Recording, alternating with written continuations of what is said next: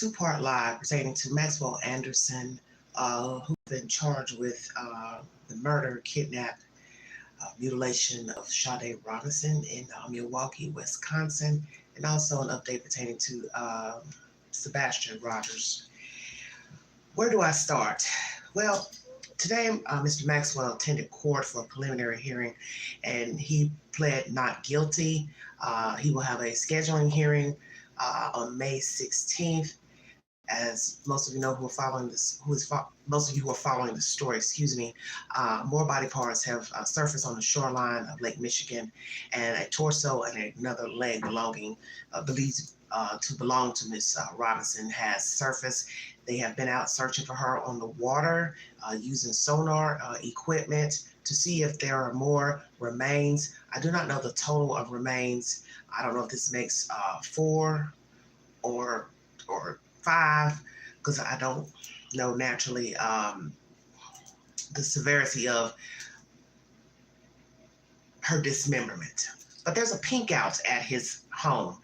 People have come there to put anything pink. Obviously, that was her favorite color. So they have put pink items at his home to celebrate life of Miss Robinson, because she was a human being, a very young human being who was cruelly snuffed out by Mr. Maxwell Anderson, believed to be Mr. Maxwell Anderson. He's a suspect. Naturally, he is innocent until proven guilty, but so far, all roads lead to him. Once again, preliminary hearing today in Milwaukee, Wisconsin. He has pled not guilty. Also, the news has asked for a statement from the attorney, and his attorney has decided declined to give a commentary pertaining to their client. What could you say? Nothing. There's not much you can say. He probably doesn't have anything to say, but what? I'm not guilty. So what I want to know is this: if you're not guilty, then why was there blood coming and going from your apartment? I believe he was a second floor unit. Might be a house made into apartments from what I saw just now on the news. So why is there blood leading from your unit? Nobody else's unit, nobody else's house on the street, but your home. You were the last one with her seen. Phone pings from her phone come from your house. Her car's leaving your house, neighborhood, pings at the places where her body parts have been found. Car burned out, but you didn't do it. Well, maybe you have a doppelganger. We will see. May 16th is his next hearing. It is a scheduling hearing. I will bring you an update when he goes to court and give you the 411 pertaining to that hearing, May 16th. Second part of this live stream is pertaining to Sebastian Rogers. The father has spoken pertaining to egos, private eyes. He has fired the private investigators that he had. I didn't even know he had hired any. So now we learned that he fired 2, I guess, and then hired 2 more. Who are they? Where are they from? We also hear he's speaking out about everyone putting their egos to the side. I guess he's referring to people who want to help aid in the search, the continued search for his son. It is now at the 2-month mark that the boy child has been missing.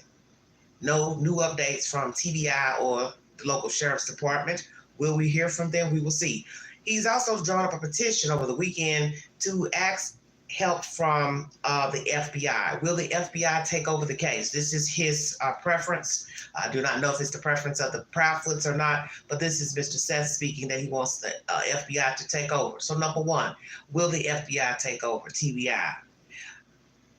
Will the sheriff's department allow them to be the lead on this case? Also, vigil was held at Sebastian's high school over the weekend. A lot of information. Vigil, private investigators hired,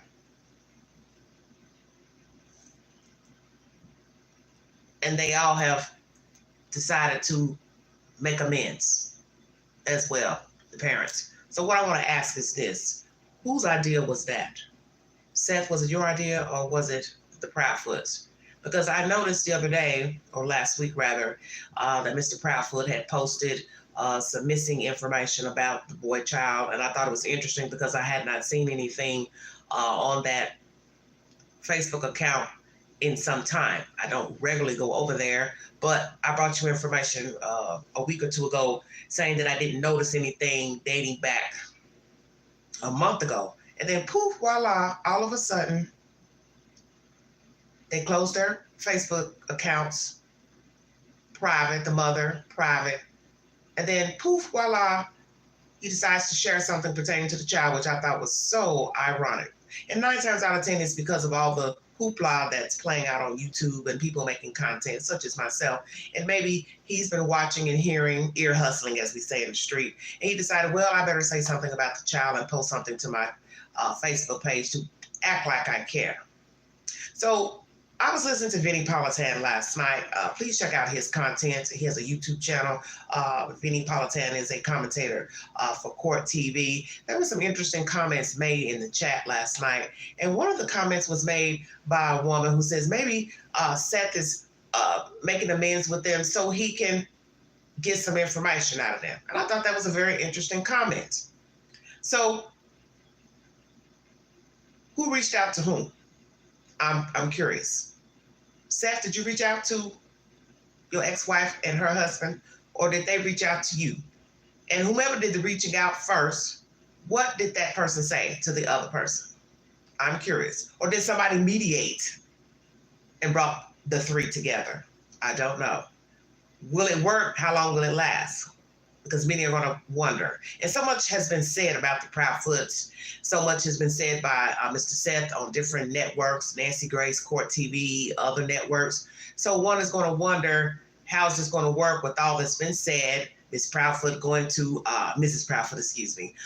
to social media on her own page to say she did not like what he had said. That wasn't the place for him to be saying things. She wasn't going to be going back and forth with him on social media. The next thing you knew, here comes her husband running out of breath to go on platforms to talk and speak. And, so how's this going to work? Because when people say, put egos to the side, is he referencing them, or is he referencing just random people who want to get involved and be a part of the storyline or help? Don't know. Could be a secret message. Who's to say? But nonetheless, how are all these people going to meet up? Are they going to be talking every day? Are they going to be meeting? Are they going to be vigilant now, the Proudfoots? Because that is the question that many people have pertaining to this storyline. We're talking about 2 months now the child has been missing. We don't know if this is a criminal investigation or not. Many of us would assume that it is, because a few weeks ago they said it now has gone to the investigative side. So I'm going to ask the Sheriff's Department, TBI, is this now a criminal investigation? Do you have suspects or a suspect in mind? What evidence do you have to lead to a suspect? Don't know. They'll probably never tell us. Will this work out? The meeting of the three. How's it going to work? Because as we've seen it play out on social media here up on this box, things have been said by all parties, mainly Mr. Proudfoot and Mr. Seth. Mr. Seth has gone on to tell the world about his relationship with her and things of nefarious nature pertaining to sexual assault of a child, this boy child. So now you got to ask yourself, how are these people going to mesh after these things have been said? My thing is, it's the truth. Now, naturally, the Proudfoots wouldn't want that out. Mrs. Proudfoot wouldn't want that out to the public, but it's the truth, is it not? Or is it not the truth? Because it should only be a problem if it's a lie. And investigators are going to find out. And that's what I always tell you about true crime. Everything's about a version and everything's about perception. What I see, you don't see. What I hear, you don't hear. So with this information coming out, people are going to start to wonder all types of things. What's the truth? Who's the boy that offended him? Who's this other grown-up that Mr. Seth was talking about? Are any of these people going to ever be named? You don't know. What information are we going to hear about the investigation side from CPS in the case about this, what happened out there in California, plus the allegation that Mr. Proudfoot used a belt on a child. See, CPS don't tell you things. Anytime it's something's regarding a child, they rarely tell you anything. We will see what is the truth coming out of California of the sexual assaults and people who are around the child that are pedophiles, the truth, names, and then using of the belt one time, more than one time. I don't think he will continue to use the belt. Let me tell you why. Because if these allegations are true that the child went to the school or whomever and told that he was being abused with a belt, okay? Once the cat got out of the bag, only a fool will go back and then hit the child again with a belt, okay? Because it's easy to jump the gun and say, oh yeah, he probably whooped him a lot. He may have whooped him a lot before he went and told, but not after it got out. Because only a fool would go back in and use any type of corporal punishment once officials, CPS got involved, school teachers, so on and so forth. You would be a fool to put your hands back on him, knowing he would go tell. So many things you can ask pertaining to this debacle of this boy child, 2 months missing. Will these parents be able to mesh? Is Seth only meshing with them so he can get information out of them? Will they be forthright in information? They do not seem like truthful people, so I say no. I say no. I say no. But maybe he wants to try to be in good standing to keep the peace so things don't get out of control. Well, they're already out of control, in my opinion. The only thing you haven't seen just blatantly is a dancing clown and a clown car. But it is definitely a circus. It is definitely a clown show. And they gave us that here on YouTube. And truthfully, this isn't the place for this type of BS, but it's expected because people have secrets. And the one thing we've learned about secrets is that people don't want their secrets out. So these people don't want their secrets out. And that is including Mr. Seth, that's including the Proudfoots, because we don't know these people. And the one thing I've learned is you do not put people on pedestals and start saying who did what and who didn't do what, and who's right, who's wrong. Everything is about perception, because how things seem ain't really what they are. Right now, things don't look good pertaining to the Proudfoots, only because they were not visual as far as out looking. They took off, they left, that put a bad light on them. Then you have Mr. Seth over here, out, talking to people. Some people are thinking, well, he seems like a doting father, blah, blah, blah. But then the flip side is that some people thought, well, could this be an act?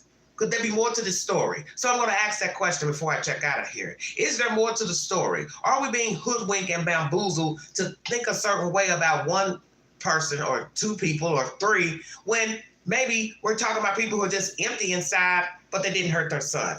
What's the truth?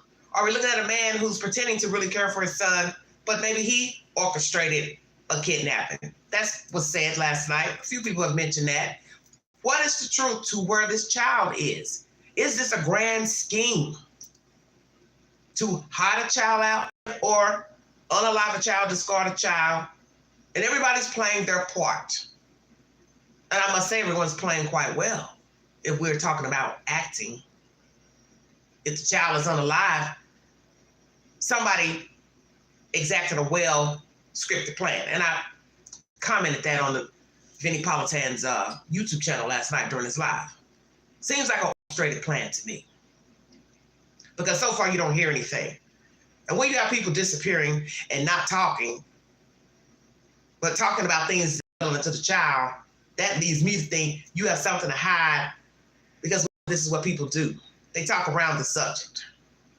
And I was thinking about that when I was watching O.J. Simpson last night, A&E program. Please check out A&E network pertaining to the O.J. Simpson tapes and the burglary at the hotel. Boy, I learned a lot about O.J. I might do another live about him, because listening to other people spin the story during that investigation told me a lot about him, and it made me think of things that I was already thinking about him, that he put on a facade. I want to look good. I want to sound good. Even though I know what I've done don't look good, don't sound good. I don't want people to really know who the real me is because you wouldn't like the real me. So I got to put on this happy face and turn it on, turn it off. That's what everyone said about OJ. He could flip the switch. But that is what people do, you see. Put on a front, but deep down inside there's something sinister, evil inside, the belly of the beast. I don't want you to know that really I'm a hateful, mean, vindictive, vengeful, angry person. Who wants to tell people that? Now, some people go ahead and tell you, hell yeah, I'm mean as hell. You understand? I'm a mean son of something. And I will exact revenge if you cross me. Some people come out and just tell you that's what they're about. But as I say, I'd rather know now than later, right? You can only respect the truth. So in that situation, OJ versus this nonsense here, West Tennessee, is that what we're saying? People putting on a facade to pretend to be caring parents, but really they could give two hoots about the little boy. Glad he's gone. Good riddance. The clothes. My mind got to wandering last night, as it always does. I do, talking about true crime. The clothes tell the story, and it kind of goes like this. The answers are sitting right in front of everyone. Hello, everybody.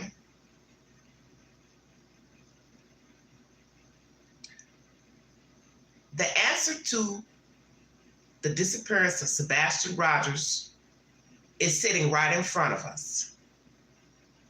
And somebody mentioned it in the chat last night on the Vinnie Politan YouTube channel. I'd already thought about it anyway. Because before I could type it, somebody had already said it and he put their comment up on his screen. Seth, let me talk to you for just a second. I don't know if you have done this, and I've asked this before in my commentary pertaining to your boy child, so I'm going to say it in this live stream. And I hope you are listening. The truth to where your child is sitting right in front of you if you've asked the right questions. So this is question number 1. Did you ask Katie what the boy child wore out to eat and dine in? Did she show you the clothes, sir? Because you told us that you saw a video of he and the mother leaving the establishment, the restaurant, that evening. So, common sense would tell anyone paying attention. Is everybody paying attention? Katie, do you have the clothes that the boy child was wearing on that Sunday when you all went out on your outing about to all these different places? Number 2, Katie, describe what the child wore to bed. Mr. Seth, did you see the clothes or not see the clothes? Because some are going to say, well, Queen, how can you see the clothes if the child wore those clothes? Well, you got to remember, you don't know what is true.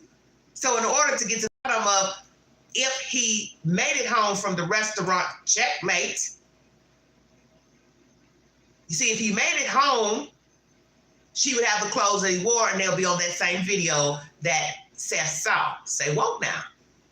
If he left out in the night or was kidnapped or lured, those clothes would be gone, the ones that she described. So you got 2 sets of clothes that tell the story of what happened to the boy child. It's all self-explanatory. So I'm going to say it again for those who are a little slow. If she has the clothes, okay, that he wore out on Sunday, then that means he made it back to the house Sunday evening. She doesn't have those clothes that he's seen in the video wearing, because that says he saw them. Then that means he never made it home.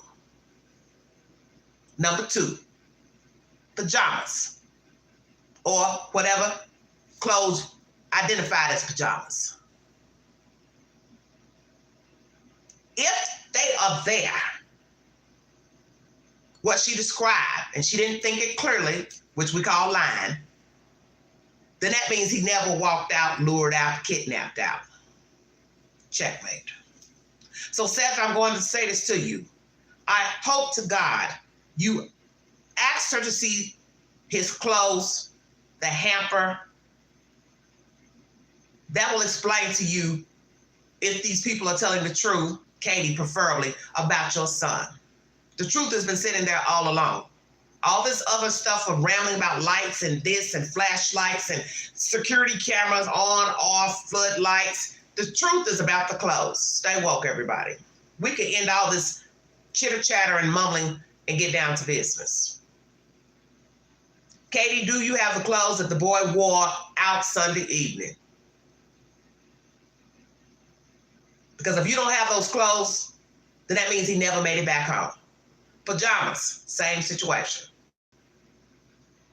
If you lied and still have those pajamas and didn't think nobody's going to check, then that means he was never lured, he never wore the clothes, blah, blah, blah. It's all the same thing. So which is it? So Seth, you need to speak about them clothes. Because that's where the truth lies, is in the pajamas and the clothes he wore out that Sunday that he visibly is seen out in public in versus what's back at the house in his hamper, bedroom, or in the laundry room. That's why I said when he went to the house, while she was talking to law enforcement, he should have been walking around, looking around. Now, some would say, well, that's intrusive, blah, blah, blah. No, it's not, because I would have said, well, I need to go in my son's room. I need to just look around for myself. I like to see for myself. You have nothing to hide. You'd have no problem with him walking around the child's room. I would have went in the room, under the bed, flipped the mattress, dresser drawers behind the dresser, bathroom, shower, toilet, garbage can, his closet. Stay woke. Because if I saw anything that mirrored what's been told to me, it ain't adding up, then I would know somebody in this household is behind the disappearance of my child. So the truth has been sitting here the whole damn time. It's about the clothes. It's about the clothes. If the clothes are there from that Sunday, then he made it home. She doesn't have those clothes. He never made it back to that address. And my spirit is telling me perhaps he did not. So I'd like to be proven wrong. That the child made it home and those clothes are sitting at that house. The business with the mattress, one or two. You asked for a mattress, or somebody offered and said, we're getting rid of it, do you need it? And you said, yeah, I'll take it. But the flip side of that would be, whether you asked for it or that somebody offered you a mattress, Mr. Proudfoot, why would you put it in the garage? Why would you not put it in the room designated for the damn bed? Stay woke. So then you got to ask that question about all the rooms before the child went missing. Did every room have a damn bed in it? What size was the mattress that's in the garage? I can't remember. Is it relevant to the disappearance of the boy child? You see, everything's about what a person tells you. That is how you get to the bottom of a story. As I say, I've said this 1,000 times when it comes to true crime or any story that a person spins. You want to get to the bottom of the story, you start at the beginning. Not the middle, not the end, but the beginning. What he, she said they were doing, where they went, the person's attitude, what they ate, how they were feeling, what time you left, what time you came back. That is how you get to the truth. And the fact that nobody has brought forward any information from that neighborhood is baffling. The fact that nobody has brought forward anything about CCTV footage on their own doorbell camera to say, well, I've got a camera, because this definitely ain't Cal City. Shut your mouth. Where somebody volunteered to a YouTuber, oh, here, I've got the footage of them leaving and coming, and that happened to be on a Sunday. That must be the lucky day to get rid of children or make up lies. Stay woke. Here's my footage. You can see who's coming, who's going. And let's talk about the garage, and then I'm out of here.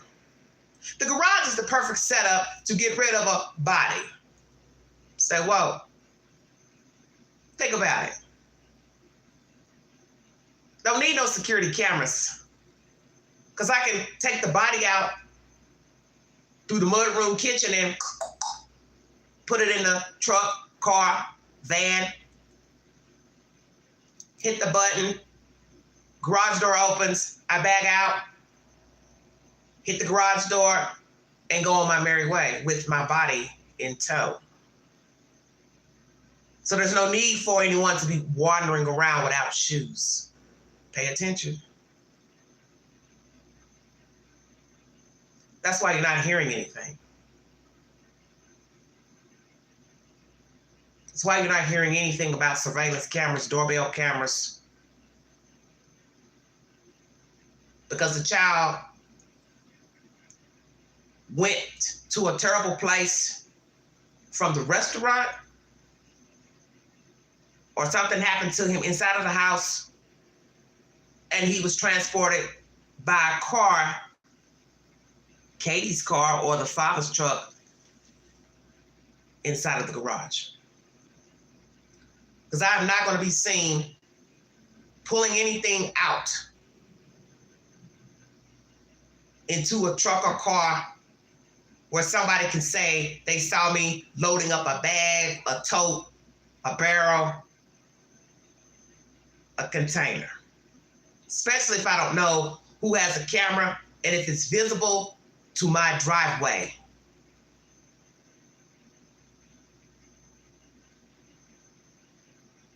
That's what you don't want, is a visual.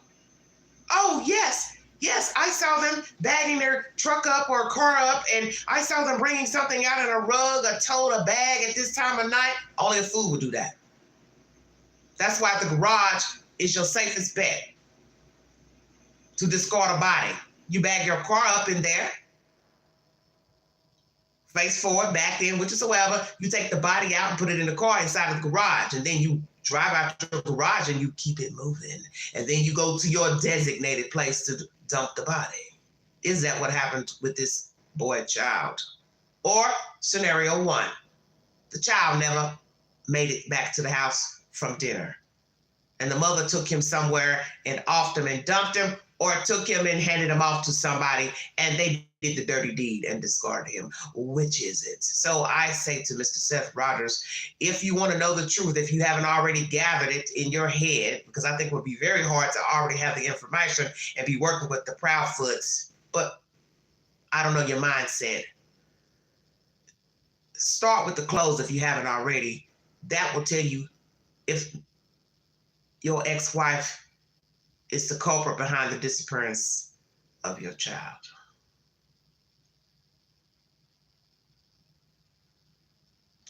Now, one more thing. Mr. and Mrs. Proudfoot, will you be selling your home?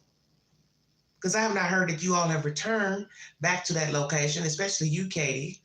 I've not heard that you returned to your job. I've not heard that you returned to your said home. So then we'd have to ask, what is the purpose of the house? If the husband stays on the road and works weeks at a time, there are no children there. No children will be going there, as Vinnie Politan said so eloquently, and I have said it too. No judge is going to give Mr. Proudfoot his daughter now. Then what is the purpose of your house right now? Because it's not as if you are in Europe or in the UK vacationing. You're not in the islands. So what is the purpose of the house at this point, Mr. and Mrs. Proudfoot?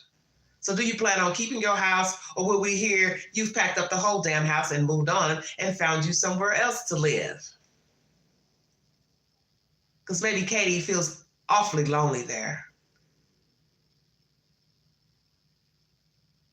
Stay woke, everybody. Are you all going to return to that house? And if so, when? Because there won't be any more children at that house.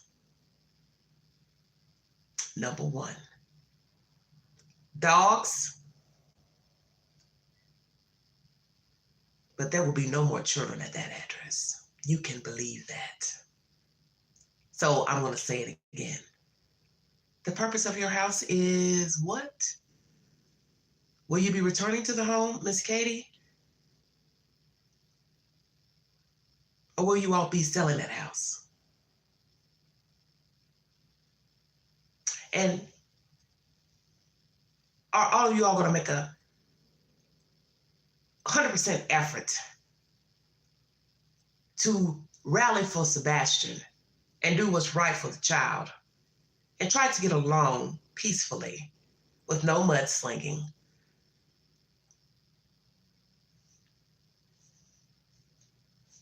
Are you going to do that?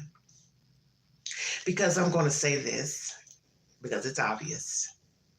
How's this going to happen if one parent has taken off from work, which is Seth, and the mother is all the way down near Memphis, Mississippi, and the husband, her husband, is all the way down there as well, working? Help me understand. It needs to be a 50-50, 60-40, something like that. So it can't work with only one parent on the ground and the other two are out of sight. So how is this going to work? Is this a criminal investigation? Will TBI FBI step in and take over the case? Will the sheriff's department hand over the case? What leads do these private eyes have so far? And why did he fire his other private eyes? I'm very curious because I didn't even know he had private eyes until this recent information. What is the truth to the disappearance of Sebastian Rogers? Will we ever find out the truth? Will we be looking at a story that will mimic a little girl out of a holler by the name of Summer Wells? Because they're eerily similar. And they're similar because the people who say they were last with the child didn't dial 911. The conversation, allegedly. It's an outside party, such as father who was away working, Mr. Wells, and then this father, stepfather, all the way down the highway, 3 hours or so away. He makes the call, which is strange to me. Same thing with the Soto case. It isn't the mother calling 911, but yet you allegedly last saw the child. Then you changed your mind. It was the boyfriend that last saw her. Which is it? This is how you know that it's nefarious dealings pertaining to the disappearance of a child when the story mimics another story from somewhere else. The grown people are doing what somebody else did over here on 15th Street, such as the Wells case, Soto case, Sebastian Rogers case. The parent who last saw the child is not doing the talking on the 911 call. What did I tell you about the truth? You always start at the beginning.